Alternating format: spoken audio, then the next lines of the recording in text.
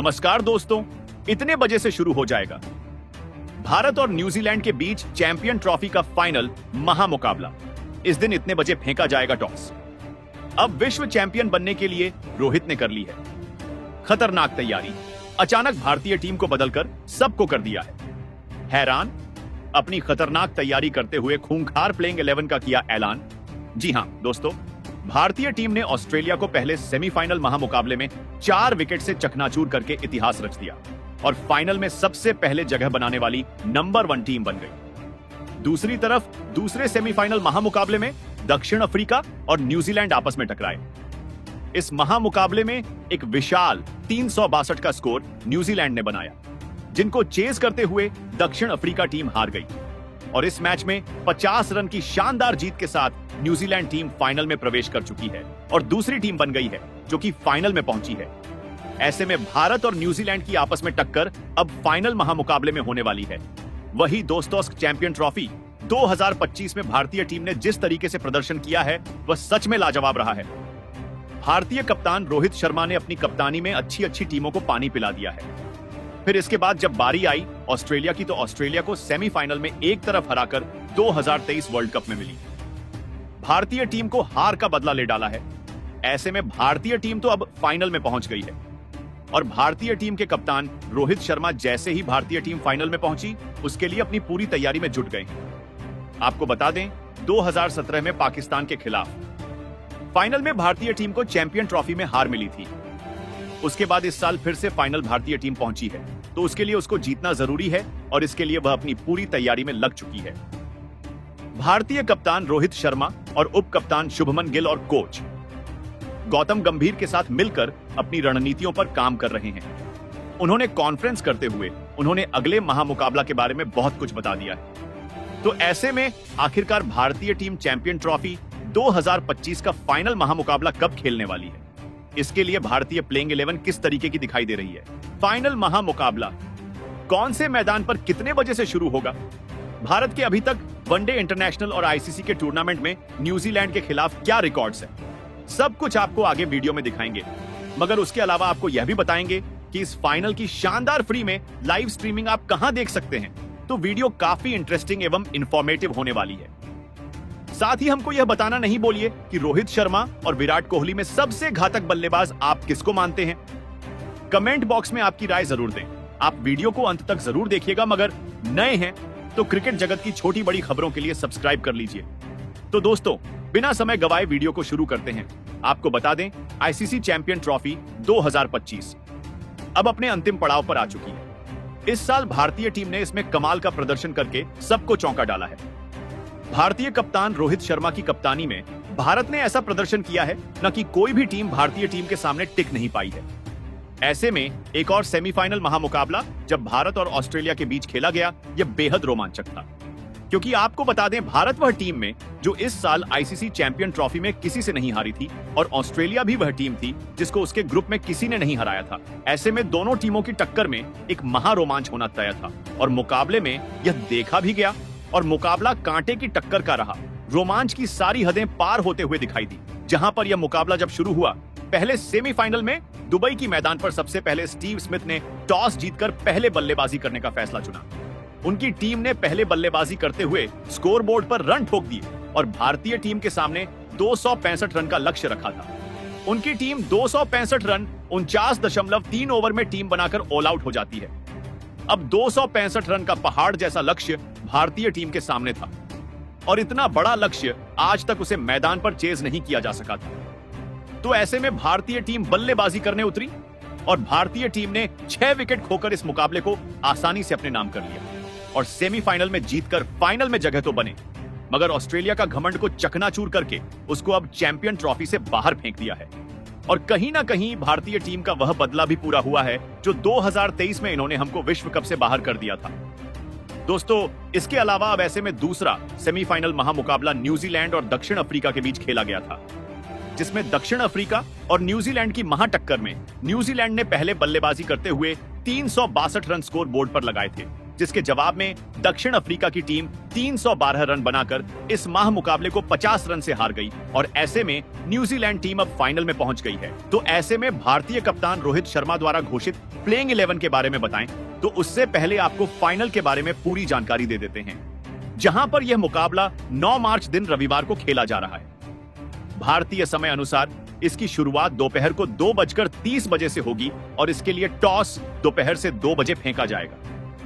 इसके अलावा live streaming की बात करें तो इसका सीधा प्रसारण आपको जियो हॉटस्टार पर देखने को मिलने वाला है। डीडी स्पोर्ट पर आप इसको फ्री में देख पाएंगे, जबकि स्टार स्पोर्ट नेटवर्क पर इसको आप टेलीविजन पर देख सकते हैं।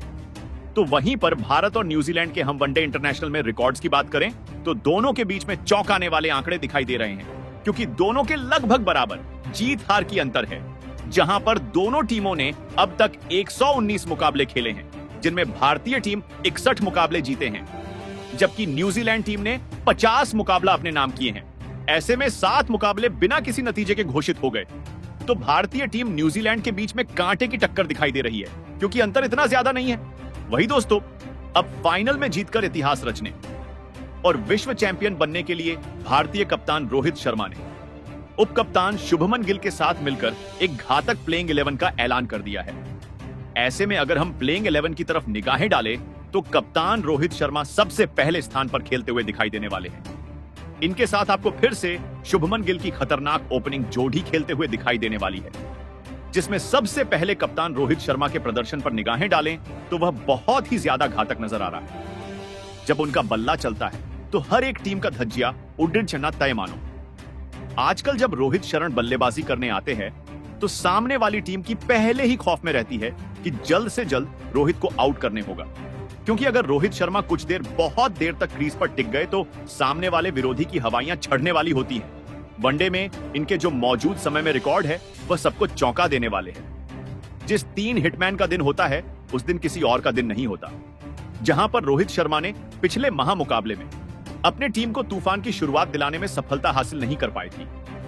वह सिर्फ 28 रन बनाकर आउट हो गए, जहां पर उनका मौजूदा समय में बल्ला हमेशा T20 क्रिकेट के मोड में चल रहा है और वनडे हो या टेस्ट, सब कहीं हुए तूफान मचा रहे हैं। ऐसे में अगर रोहित शर्मा के वनडे आंकड़ों पर निगाहें डालें, उन्होंने अब तक 272 वनडे महामुकाबले खेले हैं, जिनमें तूफानी लगभग 49 की औसत से उन्होंने 11,092 रन ठोक दिए हैं। इस दौरान उनके वाले से 32 शतक निकले हैं, जबकि 2 दोहरा शतक भी ठोक चुके हैं। ऐसे में इनसे फाइनल में सामने वाली टीम को बचकर रहना होगा। इसके अलावा उप कप्तान शुभमन गिल भारतीय टीम की ओपनिंग करते हुए दिखाई देने वाले हैं। प्रिंस के नाम से मशहूर शुभमन गिल विराट कोहली की जिम्मेदारी संभालते हुए नजर आ रहे हैं, यानी भविष्य में यही विराट की जगह लेगी। यानी जिम्मेदारी तो शुभमन गिल का बैटिंग का तरीका भी बहुत आकर्षक होता है। क्लासिक शॉट इनके बल्ले से देखने को मिलते हैं। जहां तक गिल के फॉर्म की बात की जाए तो अभी बेहतरीन प्रदर्शन करते हुए नजर आए हैं। अगर यह विकेट पर टिक जाते हैं तो इन्हें आउट करना बहुत मुश्किल होता है, क्योंकि यह कभी भी जोखिम भरा शॉट नहीं लगाते हैं। जहां पर पिछले महामुकाबले में ऑस्ट्रेलिया के खिलाफ उन्होंने सिर्फ 8 रन बना पाए थे, मगर ऐसे में उनका दूसरी तरफ शानदार फॉर्म सबको दिखाई दे रहा है। तो शुभमन गिल के प्रदर्शन पर शक करना गलत होगा। अब तक वनडे इंटरनेशनल में उन्होंने 54 वनडे मुकाबले खेले हैं, जिनमें 8 शतक की बदौलत उन्होंने कुल 59.65 की औसत से 2,744 रन बनाए हैं और इस दौरान उन्होंने एक दोहरा शतक भी लगाया है। वहीं तीसरे स्थान पर बात करें तो भारतीय टीम के किंग कोहली तीसरे स्थान पर बल्लेबाजी करने के लिए मैदान पर आएंगे। वनडे में सबसे ज्यादा 51 शतक लगाकर यह दुनिया में वनडे में सबसे ज्यादा शतक लगाने वाले बल्लेबाज है। अगर कोई ऊपरी विकेट गिर भी जाए तो भी कोई भारतीय फैन डरता नहीं, क्योंकि किंग कोहली जब तक है भारतीय टीम की नया पार कर ही देते हैं। मौजूदा समय में अगर क्रिकेट की दुनिया का सबसे बड़ा कोई बॉस है वह है विराट कोहली। पाकिस्तान के खिलाफ इन्होंने जो पारी खेली उसे कभी कोई नहीं भूल सकता। पिछले मैच में ही भारतीय टीम मुकाबले लगभग हार गई थी, मगर उन्होंने जो 84 रन की पारी खेली वह भारतीय टीम को जीत दिलाकर ले गई और भारतीय टीम आज फाइनल में है। भारतीय टीम के लिए यह बल्लेबाजी की सबसे बड़ी कड़ी है। जहां पर विराट कोहली के अगर अंतरराष्ट्रीय बल्लेबाजी के आंकड़ों पर नजर डाले तो वह है किसी भी तरीके से अकेले ही सबको चकनाचूर करने वाले दिखाई देते हैं। जहां पर विराट कोहली पाकिस्तान के खिलाफ अपना खतरनाक अंदाज दिखाते हुए शतक ठोककर जीत दिलाई। विराट कोहली मुश्किल परिस्थितियों में भी भारतीय टीम को जीत दिला सकते हैं। अगर विराट के वनडे इंटरनेशनल के आंकड़ों पर निगाहें डालें तो उन्होंने अब तक कुल 301 वनडे महामुकाबले खेले हैं। इस दौरान 58 की औसत से उन्होंने कुल 14,180 रन बनाए हैं और इस दौरान उन्होंने 74 अर्धशतक और 51 शतक लगाए हैं। तो फाइनल में सबको इनसे संभल कर रहना होगा। जबकि चौथे स्थान पर आपको श्रेयस अय्यर खेलते हुए दिखाई देंगे। इनका पिछले कुछ समय में गजब का प्रदर्शन रहा है, जहां घरेलू मुकाबलों में भी यह छाए रहे हैं। कोलकाता नाइट राइडर टीम को इनकी कप्तानी में शानदार तरीके से आईपीएल के खिताब जिताया था। इनका शानदार प्रदर्शन और मिडिल ऑर्डर में टिककर खेलना बहुत ज्यादा टीम के लिए फायदेमंद होता है। पिछले मुकाबले में इनका बल्ला शानदार चला था और बेहतर 79 रन ठोककर पवेलियन लौट गए थे और मुश्किल परिस्थितियों में भारतीय टीम की लाज बचा ली थी, वरना भारतीय टीम का हारना तय था। मिडिल ऑर्डर में श्रेयस अय्यर भारतीय टीम को स्थिरता प्रदान करते हैं और अगर जल्दी विकेट चले गए तो मिडिल ऑर्डर में आकर अपनी टीम की नया पार लगा देते हैं, क्योंकि वनडे में अब तक उन्होंने 69 वनडे खेले हैं। इस दौरान अडडिडे 44 से ज्यादा की औसत से उनके बल्ले से 21 अर्धशतक और 5 शतक निकले हैं और कुल 2,797 रन बनाए हैं। ऐसे में यह भी मुकाबले को पलटने की क्षमता रखते हैं। इसके बाद 5वें स्थान पर आपको विकेटकीपर बल्लेबाज के एल राहुल खेलते हुए दिखाई देने वाले हैं, क्योंकि आर्षभ पंत की वापसी की उम्मीद लगाई जा रही थी, मगर ऋषभ पंत इस समय चोटिल हैं तो कि एल राहुल को ही फिर से मौका मिला है। दोस्तों, सूर्य कुमार यादव से पहले अगर भारतीय टीम का असली 360 प्लेयर था तो वह एक राहुल थे। आपको शायद याद ना हो कि जब पहले के एल राहुल का फॉर्म टॉप पर था, इन एक से एक मैच जिताए हैं।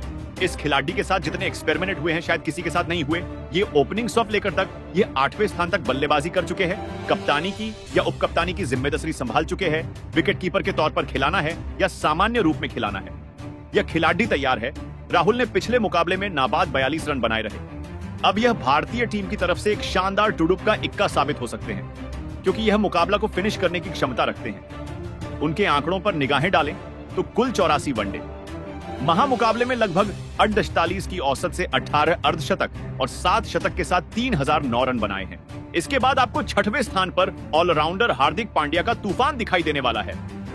हार्दिक पांड्या की गेंदबाजी हो या बल्लेबाजी दोनों खतरनाक होती है, मगर जब फाइनल में जैसा प्रतिद्वंदी भी हो, उसे समय हार्दिक पांड्या एक अलग ही खूंखार अंदाज में खेलते हुए दिखाई देने वाले हैं।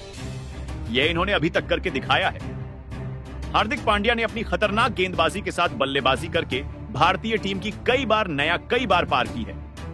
इनकी फील्डिंग भी बेहतरीन होती है। यह खिलाड़ी हालिया समय में बहुत सारे व्यक्तिगत परेशानियों से जूझकर निकल चुका है। वैसे में इसने भारत को T20 वर्ल्ड को जितवाया। भले कोई कुछ कहे, मगर हार्दिक पांड्या ने अहम मौकों पर भारत के लिए बहुत कुछ किया है। इस खिलाड़ी ने जब से डेब्यू किया है, हमेशा अपने प्रदर्शन से अपनी काबिलियत साबित की है। भले इनको लोग कुछ कहे, अगर एक खिलाड़ी के तौर पे देखे तो यह सच में एक लीजेंड खिलाड़ी है। पिछले मैच में जब भारतीय ऊपरी क्रम ढह गया था, इन्होंने अंत में आकर 28 रन की शानदार पारी खेली और एक अहम विकेट चटकाया था। अब आने वाले इस महामुकाबले में अगर गेंदबाजी की बात आई तो उन्होंने अपनी तूफानी गेंदबाजी से चकनाचूर कर सकते हैं और बल्लेबाजी से मैच को फिनिश करने की क्षमता वह रखते हैं। जहां तक हार्दिक पांड्या के रिकॉर्ड की बात करें तो उन्होंने अब तक 93 मैच में 91 विकेट हासिल किए हैं, जबकि बतौर बल्लेबाज उन्होंने इतने ही मैचों में 33 से ज्यादा की औसत के साथ 1886 रन बनाए हैं। तो फाइनल में सबको भी संभल कर रहने की जरूरत है। 7वें स्थान पर आपको ऑलराउंडर अक्षर पटेल का तूफान दिखाई देने वाला है। गुजरात से आने वाले अक्षर पटेल को बापू के नाम से जाना जाता है। क्रूशियल समय पर भारत को हमेशा इन्हें विकेट निकाल कर दिया है। बापू ने पिछले मैच में जब भारतीय टीम लड़खड़ा चुकी थी, मिडिल ऑर्डर में आकर जिस तरीके की बल्लेबाजी की है वह कमाल की रही। इस दौरान इन्होंने 27 रन की तूफानी पारी खेली और भारतीय टीम को बुरी स्थिति से निकाल दिया था। इसके बाद गेंदबाजी में भी एक अहम विकेट लेकर सबको चौंका दिया था। तो यह उनकी महानता है कि यह हमेशा जब भी भारतीय टीम में मौका मिला है, इन्होंने शानदार प्रदर्शन करके भारतीय टीम को बुरी परिस्थितियों से निकला है।